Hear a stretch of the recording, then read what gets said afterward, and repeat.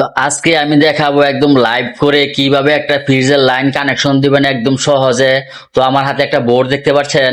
তো এখানে দেখেন কতগুলো কানেকশন টার্মিনাল দেখা যাচ্ছে। তো এখানে এগুলো সুইচ, এটা সুইচের কানেকশন।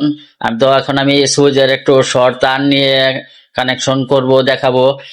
তবে মনে রাখবেন এগুলো যাতে লুজ কানেকশন না থাকে, কারণ লুজ কানেকশন থাকলে স্পার্ক করতে পারে। তাই কানেকশন গুলো ভালো করে দিবেন, টাইট করে দিবেন যাতে লুজ না থাকে। তো আমি এখন সুইচের যে দুইটা টার্মিনাল আছে, তো আমি এখানে আউটপুটের যে টার্মিনাল ওখানে জয়েন দিয়ে দিলাম। তো এখানে এল লেখা থাকবে। এল সুইচের থেকে আপনার এল এর যে টার্মিনাল এখানে কানেকশন দিতে হবে। তো আমি সেভাবে কানেকশন দিছি। তো পাশে একটা আছে এন লেখা, এন লেখা বা নিউট্রাল। তো নিউট্রালটা আমি লাগিয়ে নিতেছি। তো আপনারাও দেখে লাগাবেন, নিউট্রালটা দেখে লাগাবেন। তো এইভাবে ভালো করে একটু টাইট দিয়ে নিবেন যাতে লুজ না থাকে।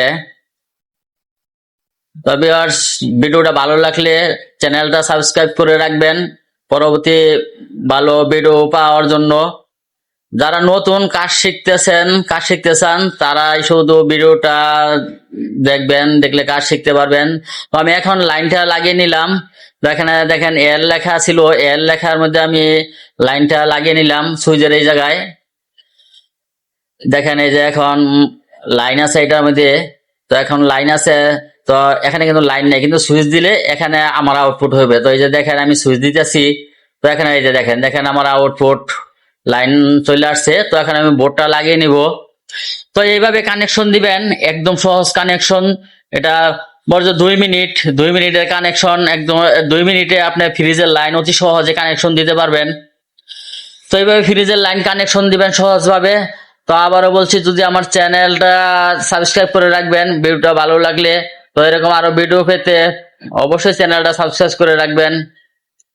তো আমি এখন স্ক্রুপটি লাগিয়ে নিলাম, স্ক্রুপটি লাগিয়ে নিতেছি।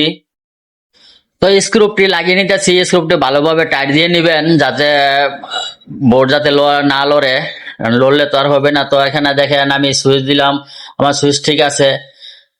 তো আমার ভিডিওটা ভালো লাগলে চ্যানেলটা সাবস্ক্রাইব করে রাখবেন। তো সবাই ভালো থাকবেন। তো এরকম আরো ভিডিও পেতে অবশ্যই চ্যানেলটা সাবস্ক্রাইব রাখবেন। তো ভালো থাকবেন সবাই, আল্লাহ হাফেজ।